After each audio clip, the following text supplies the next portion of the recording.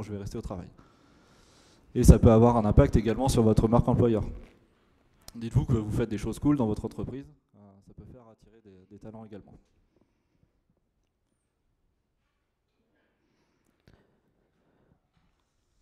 Donc maintenant, je vais vous présenter les 4 fameuses KPI DORA. Donc pour chaque 4 KPI DORA, il y a un ranking qui est établi qui va de low à elite. Donc ça, c'est quelque chose de global. Sur le tableau, vous voyez qu'il y a une partie 2021 et une partie 2024. Pourquoi? C'est ce que je vous disais, le State of DevOps évolue chaque année et les indicateurs, enfin du moins la valeur des indicateurs peuvent changer d'année en année. Donc là, ils ont mis à jour l'année dernière les valeurs. Donc, par exemple, en 2021, on était élite si on arrivait à mettre son commit en prod en moins d'1 heure. Donc le time for change, c'est ça, c'est le temps entre la création du commit et la mise en production. Donc 1 heure, ça peut paraître assez rapide. En 2024, on est plutôt passé à une journée. On pense que c'est passé à une journée parce qu'en 2024, on va potentiellement plus tester notre applicatif. Et en 1 heure, c'est un peu court de tester tout ça.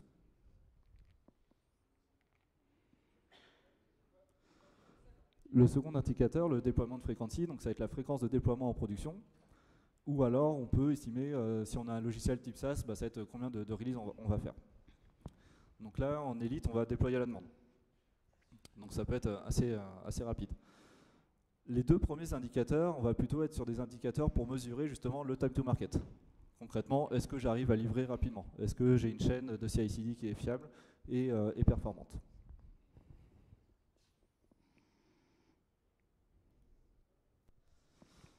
Le troisième indicateur, le Fail Deployment Recovery Time, ça va être le temps de résolution de l'incident, mais ça c'est pour l'année 2021.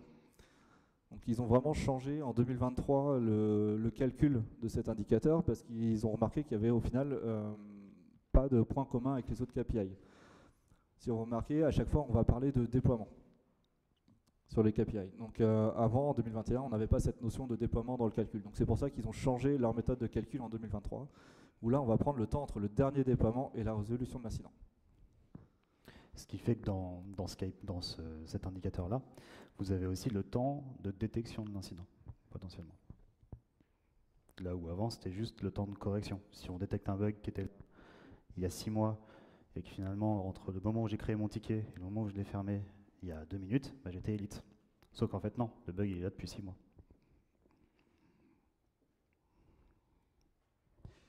Et enfin, le dernier, le change fail rate. Donc ça va être le pourcentage d'incidents qu'on va causer à chaque changement. Donc là, sur l'année 2024, sur les derniers indicateurs, vous verrez qu'il y a une petite anomalie.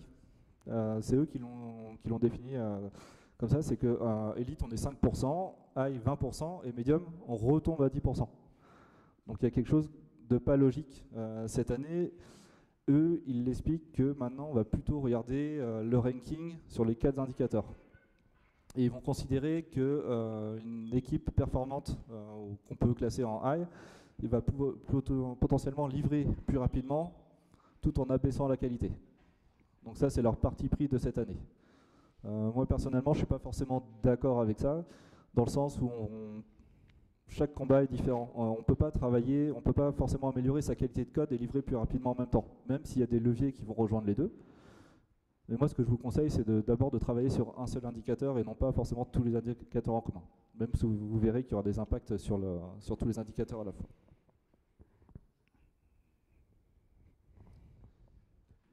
Et donc ça, c'est toujours bon de le rappeler, la loi de Goodhart, lorsqu'une mesure devient un objectif, elle cesse d'être une bonne mesure. Si à la suite de ce talk, votre management vous demande d'être en élite partout, vous dites non, c'est pas ça qu'il faut regarder. Comme l'a dit Kevin tout à l'heure, il faut comparer déjà ce qui est comparable.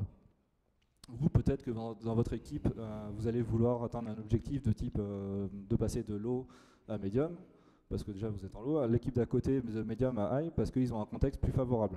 Donc voilà. Surtout, ne vous comparez pas aux autres. Concentrez-vous sur vous, vos besoins. Et autre point important, il faut regarder la tendance. Ne cherchez pas à être élite tout de suite. Par contre, essayez d'augmenter petit à petit le ranking. Et c'est ça qui va être important. Et au contraire, si justement votre tendance baisse, posez-vous les questions de pourquoi il a baissé et essayez de comprendre pourquoi et d'aller chercher les bons leviers pour réparer tout ça.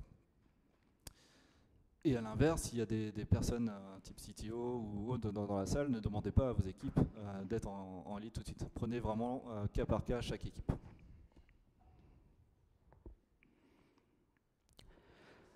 Tout à l'heure, on vous disait qu'on a tous les deux travaillé chez BPI France, donc c'était un détail, mais en fait, c'est ce qui fait qu'on fait ce talk aujourd'hui. On fait suite à un talk qui a été fait par le PO et le tech lead de notre équipe, où en fait, ils sont venus expliquer que chez BPI France, ils ont fait une grosse transformation agile et DevOps.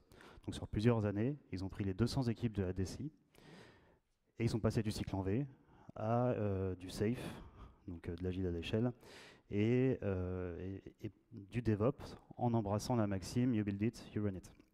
Donc sur les 200 équipes, est venu apparaître cette maxime, l'automatisation, la culture de partage. Et comme toute transformation, il a fallu les accompagner. Donc nous, on faisait partie de l'équipe, où on fait, ça dépend de qui on parle, partie de l'équipe DevSecOps qui était là pour accompagner finalement les équipes. Et on a eu 2 missions. Accompagner les équipes pour justement sur tous les aspects delivery. Et BPI France, c'est une banque, donc il y avait quand même un truc cool. On disait aux gens, vous pouvez déployer rapidement, vous pouvez déployer plusieurs fois par jour. On a même un DSI qui dit, hey, si tu déploies plusieurs fois par jour, c'est cool. Par contre, derrière, on a une banque. Donc il y a des aspects de traçabilité et audit.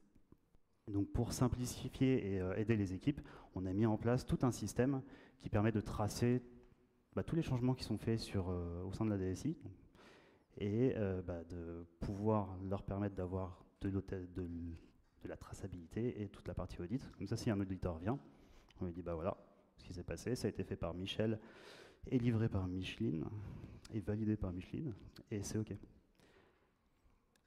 Truc cool aussi, c'est que ça leur permet d'avoir des release notes automatiques. Voilà. Si vous voulez, je vous ai mis le lien, les slides seront partagés. La conf est hyper intéressante sur ce qui s'est passé chez BPI France. Et pourquoi je vous parle de ça? Je vous parle de ça parce que depuis tout à l'heure, on parle DevOps. On dit que c'est cool, il faut faire de l'amélioration continue, que finalement, il faut faire de la veille.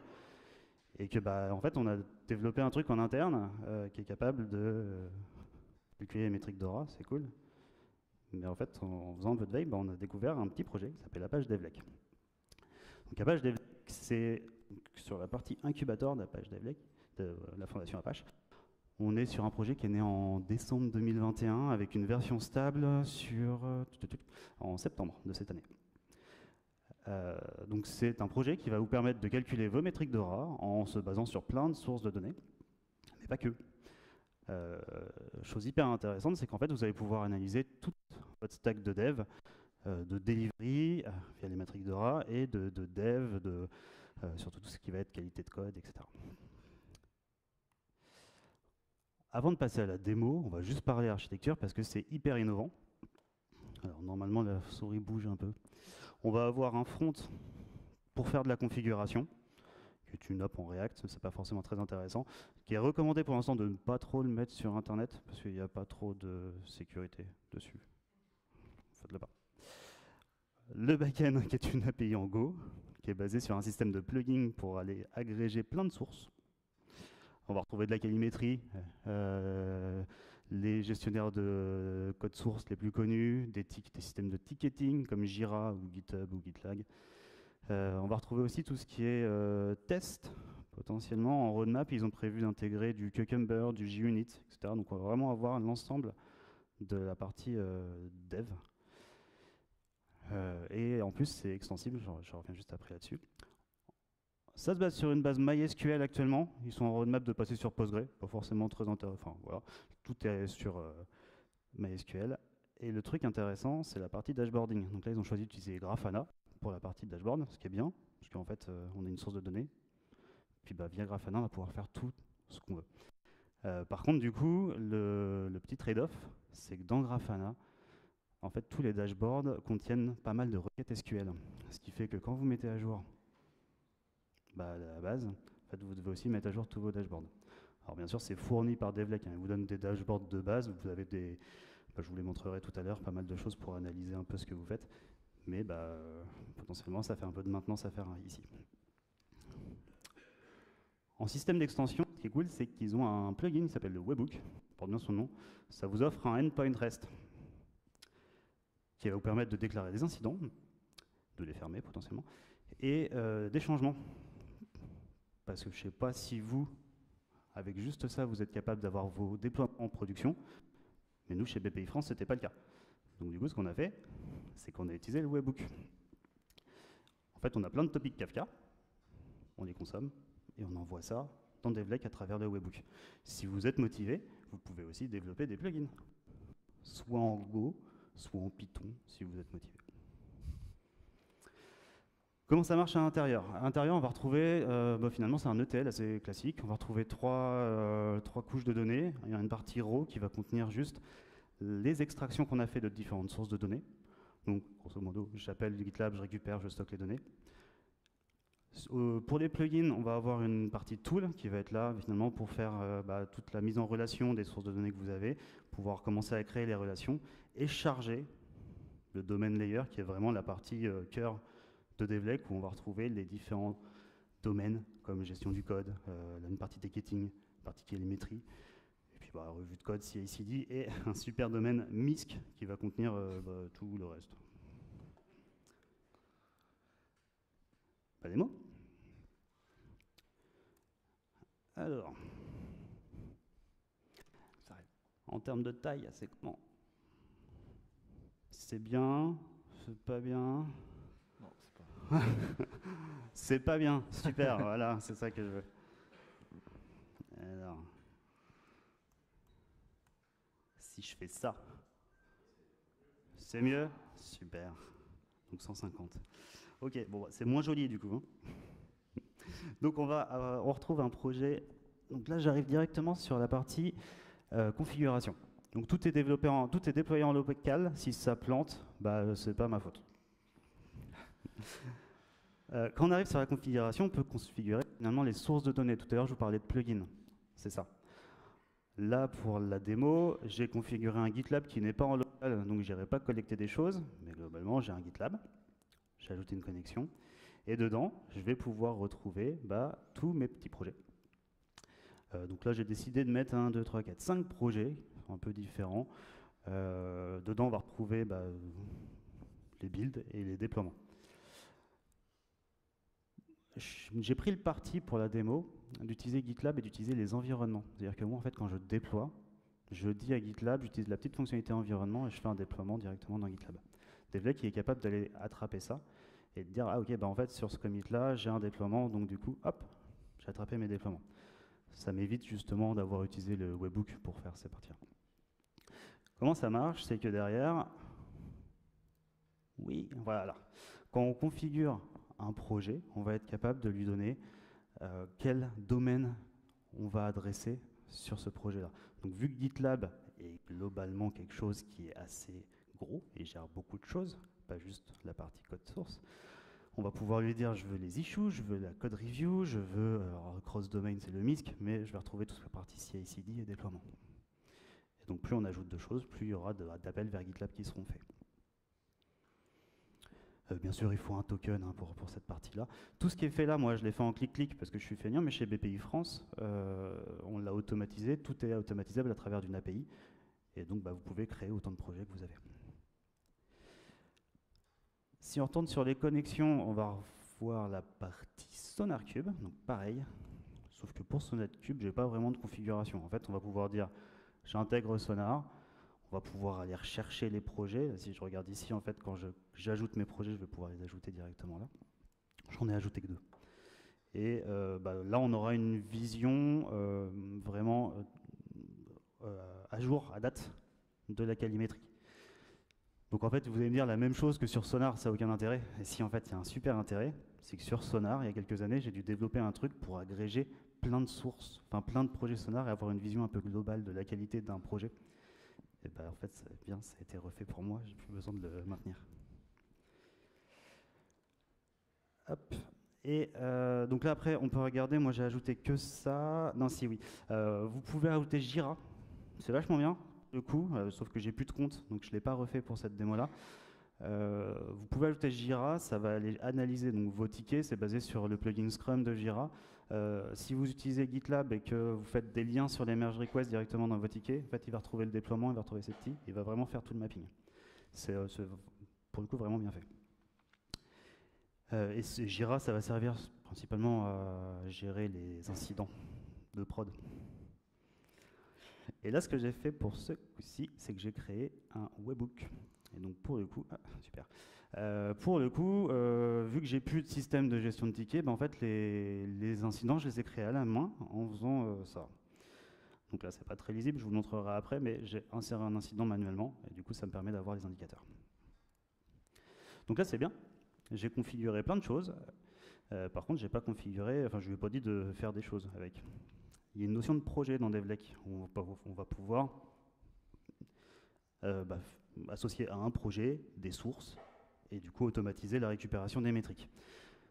On n'est pas obligé d'avoir quelque chose d'unitaire, on peut très bien regarder juste un projet ou se dire bah tiens je vais faire une agrégation de plein de projets.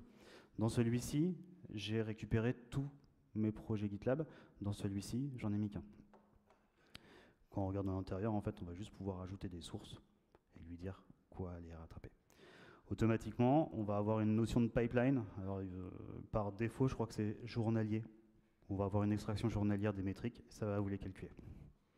Si on regarde ce qui se passe dedans, on va avoir voilà, tout un enchaînement de différentes étapes avec collecte des infos sur GitLab.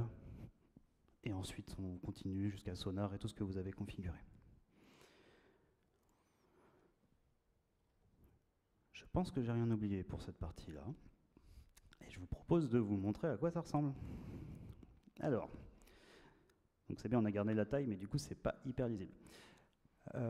Donc on va avoir finalement plein de dashboards qui arrivent directement avec Devlec. Donc ces dashboards, vous pouvez les récupérer, les injecter dans votre Grafana à vous, ça marche tout pareil. À partir du moment où vous avez une connexion de votre Grafana vers la base MySQL qui est mise. Et donc là, j'ai bien travaillé, même si finalement je travaille plus trop sur ce projet-là, mais c'est pas grave, j'ai quand même encore des belles stats. Il a retrouvé tous mes déploiements. Et du coup, il me calcule, mais finalement, j'ai rien fait. C'est un peu génial. J'ai toutes mes métriques qui sont calculées. Tout à l'heure, on parlait de rapport et de cet indicateur-là qui a changé un peu. Avant, on utilisait juste les valeurs qu'il y avait dans le ticket. On ne prenait pas en compte le temps de détection de l'incident. Donc là, j'ai fait un incident. Je ne sais plus, j'ai dû mettre quelques jours à le résoudre manuellement.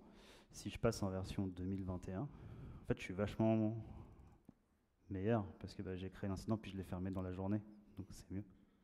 Par contre, finalement, si on prend l'indispo en compte, je suis pas ouf. Donc voilà, on va pouvoir avoir tous ces indicateurs d'Aura.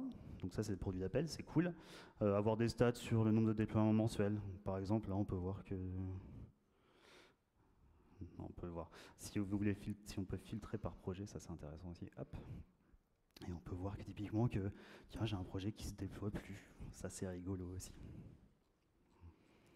Parce que je travaille pas assez dessus. Ce qui est intéressant ensuite, donc là on est sur la partie Dra, pardon, on va pouvoir passer sur toute la partie GitLab. Ça c'est cool.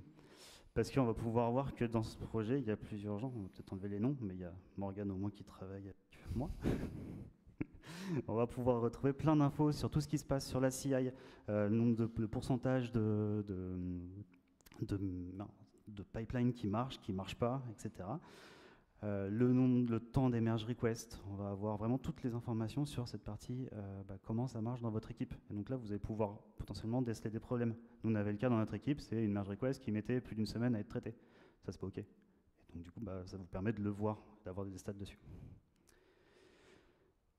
Ce que je vous disais tout à l'heure sur la partie Sonar, c'est que oui, vous avez l'agrégation de toutes les métriques Sonar qui viennent directement. Vous pouvez aussi le voir juste en sélectionnant les problèmes, mais vous avez aussi la vision agrégée.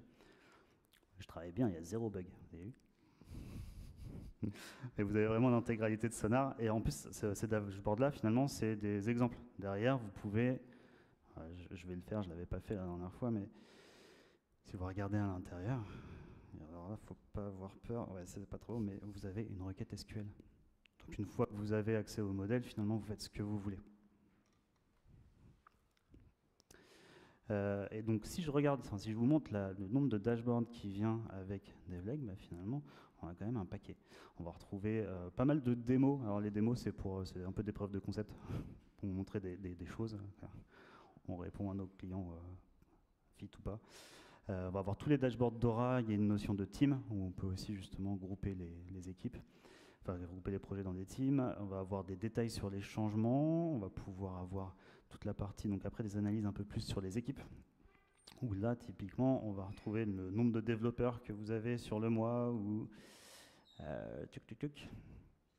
perso pour... Est-ce qu'il y a des gens qui travaillent le week-end aussi? Ça peut être intéressant comme indicateur. Ah, voilà. J'ai fait le tour sur la démo et on va pouvoir repasser à... Ouais. En parlant de démo, si vous avez envie de jouer avec DevLake, et si je dis pas de bêtises, il y a une version en ligne de démo sur leur site. Oui. Où du coup vous pouvez tester et jouer avec les indicateurs, jouer avec les différents dashboards, etc. Donc n'hésitez pas à faire un tour dessus. C'est sympa. On a beaucoup parlé de Dora, mais il faut savoir qu'il existe d'autres frameworks qui permettent de mesurer la performance dans le développement logiciel, notamment Space, justement pour la satisfaction, la performance, l'activité, la communication et l'efficacité. On retrouve un peu quand même les mêmes thématiques que pour Dora. On retrouve même les 4 KPI Dora. L'avantage, enfin l'avantage ou non, mais avec Space, on va pouvoir, enfin du moins avec DevLake, on va pouvoir récupérer certains indicateurs de Space. Donc ça peut vous aider également là-dessus. Notamment le temps qu'il faut pour relire une merge request. Donc pour conclure, Kevin vous a présenté DevLake. Sur DevLake, il y a plein de couleurs, c'est joli. Il y a du rouge. L'idée, ça va être de passer un peu tout au vert. Maintenant, vous avez toutes les billes pour commencer un nouveau jeu et passer au level supérieur. Cette fois-ci, ça va être moi. Donc pour passer au level supérieur, n'hésitez pas justement à vous appuyer sur DevLake. Et je répète ce que je disais tout à l'heure, concentrez-vous d'abord sur une tâche. L'idée, c'est pas forcément de passer au boss directement, mais passer les étapes palier par palier. Moi, je me suis pris au jeu, typiquement sur les projets que je vous montrais. En fait, c'est des side projects que je fais. Personne ne m'a demandé de mettre les indicateurs Dora ou de me mesurer, mais en fait, finalement, quand on commence à se mesurer tout seul, en fait, on se prend au jeu à vouloir être un peu plus performant. Puis finalement, on finit par faire des confs sur des indicateurs.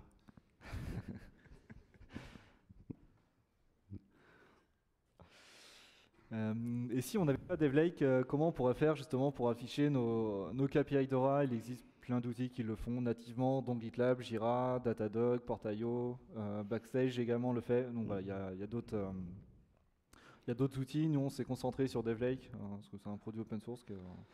Qui est gratuit pour le coup, parce que GitLab, typiquement, ça va être payant, Port, ça va être payant, Datadog, tout est payant. Ça va être payant. Non, à part Backstage, payant. où vous aurez quelque chose qui est gratuit, où vous aurez quelque chose de natif.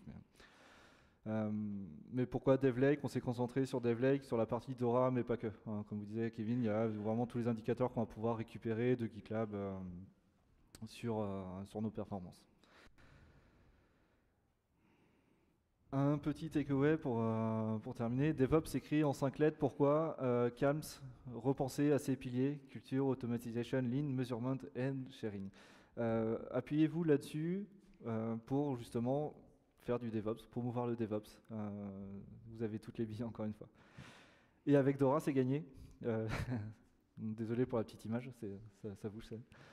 Vous allez rester fixé là-dessus toute la journée. Pourquoi avec Dora c'est gagné? Parce que Google a mis en place ce Stack of DevOps il y a 10 ans avec justement la liste des capabilities.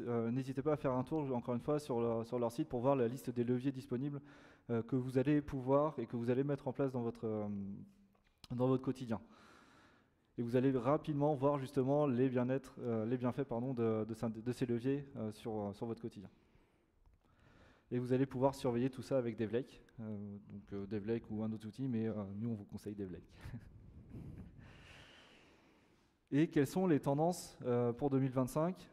Je vais reprendre le State of DevOps de cette année. Il y a 3 grandes thématiques qui sont ressorties, que Google pense, ils pensent que ça va être les game changers des années à venir. Les 3 thématiques, ça va être l'IA, le platform engineering et le DevEx.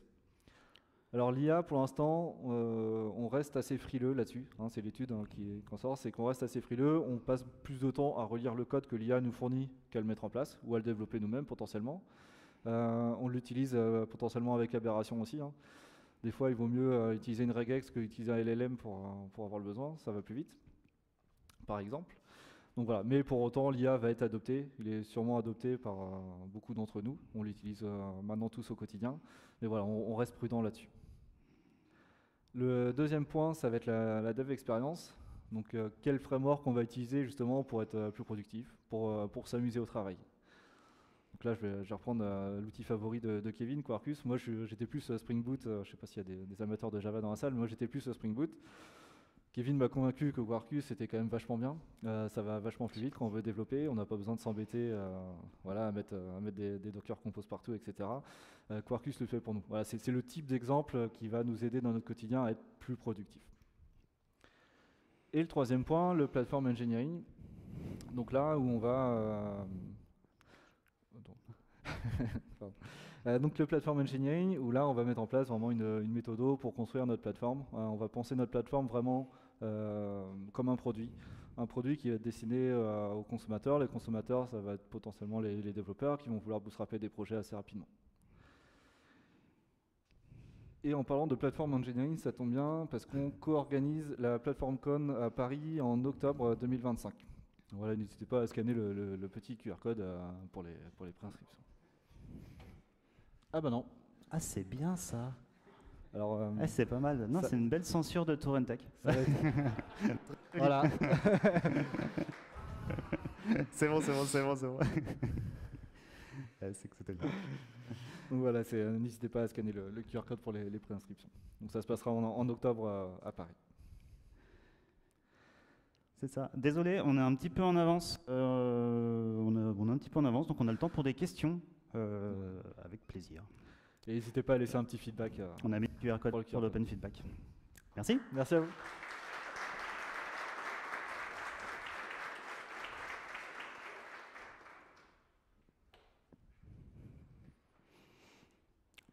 Vas-y, je t'en prie.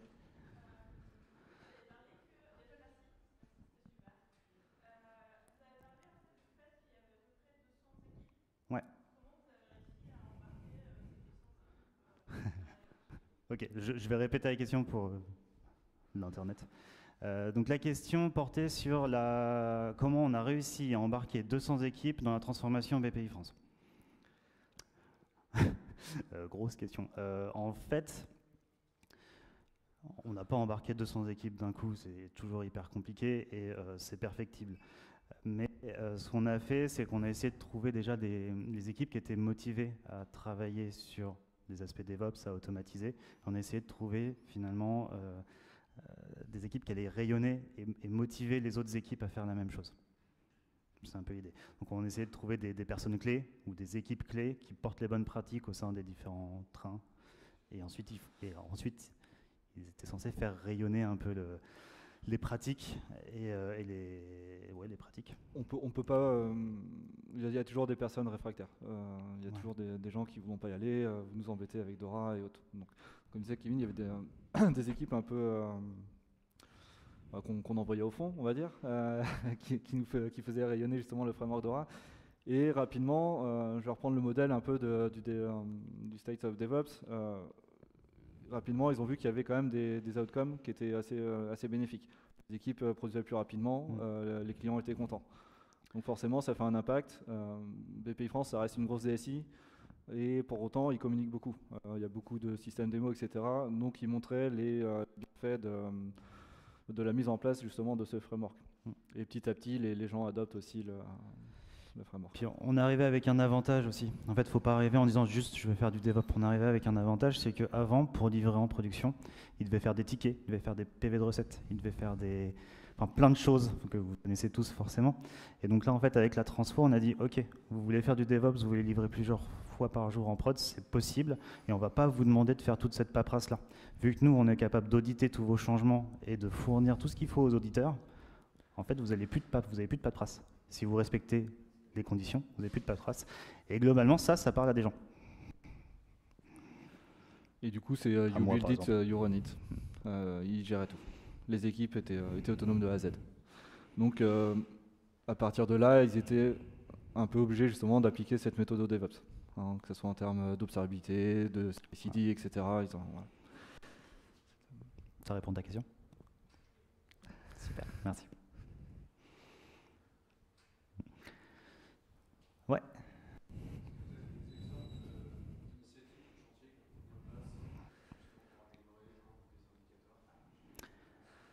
Ouais. Tu veux ou je prends? Je peux commencer. Je vais répéter la question. C'était est-ce qu'on a des exemples de chantiers qui ont été mis en place pour améliorer les indicateurs?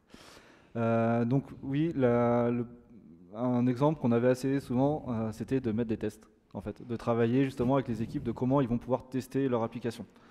Et à partir de là, en fait, on remarque qu'il y a souvent des problèmes par exemple, de découpage de tickets. On ne teste pas ou on teste mal notre application parce qu'en fait, on a trop de choses à tester à la fois. Et le test, c'était souvent un frein pour délivrer plus rapidement. Donc voilà, c'était surtout des chantiers de type de ce type-là qu'on a travaillé pour les aider. Et du coup, on se rendait compte que plus on découpait les tickets finement, plus c'était facile à tester, plus on allait accélérer le déploiement. Là, plus récemment, on a mis du feature flipping avec certaines équipes en place. D'ailleurs, il y a une conf sur les feature flipping cet après-midi qui est très bien. On a pu mettre en place aussi tout ce qui est Renovate, typiquement, pour automatiser la mise à jour des dépendances. Et ça aide vachement les équipes aussi, finalement.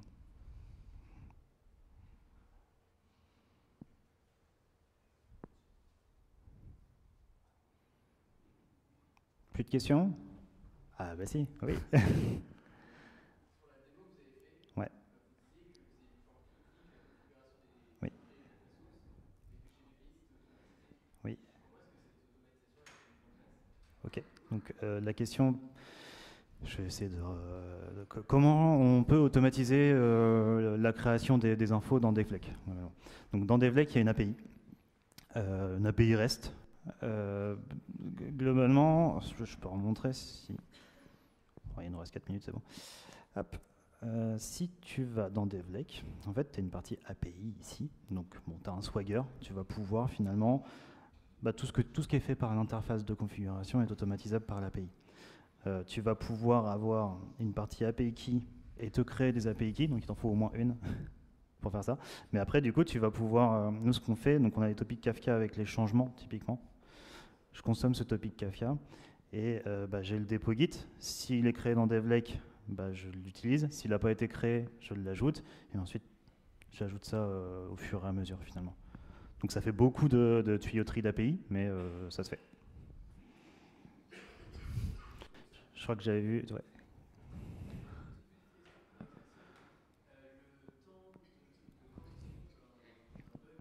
Ouais. Ouais.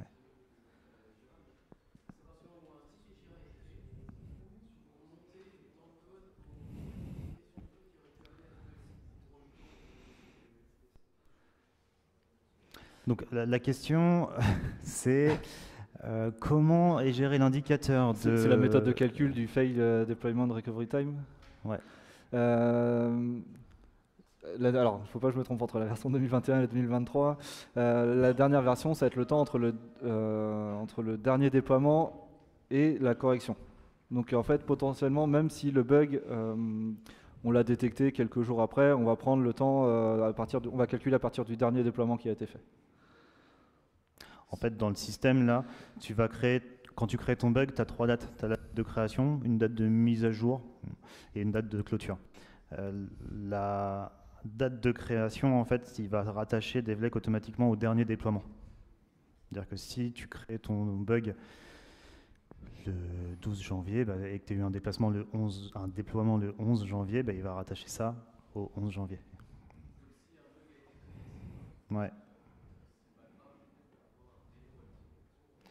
Si un bug a été créé il y a 6 mois et que tu ne l'as pas corrigé 6 mois après, tu auras des indicateurs pourris. Et c'est mérité. Ouais.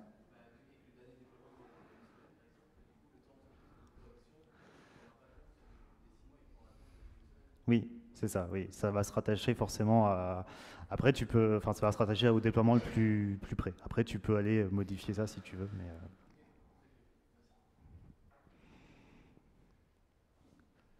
Oui.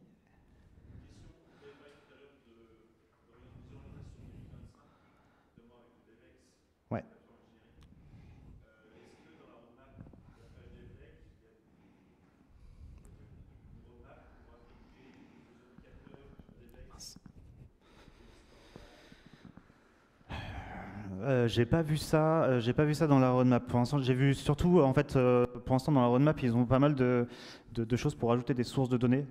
J'ai vu pas mal de ticketing en plus, pas mal de trucs de tests en plus, mais j'ai pas vu ces parties-là. Après, le platform engineering, le DevX, ça va être vraiment des tendances, des méthodos et qui sont difficilement mesurables aussi. DevLake, on va vraiment partir sur la partie mesure. Mais après, avec DevLake, tout est possible. On peut toujours très bien ajouter des indicateurs. Hein, ça reste un Grafana derrière avec des requêtes, donc on peut toujours faire des indicateurs custom si besoin. Ça marche. Et je pense qu'on va arrêter les questions là. Il nous reste 30 secondes. Merci beaucoup. Merci à vous.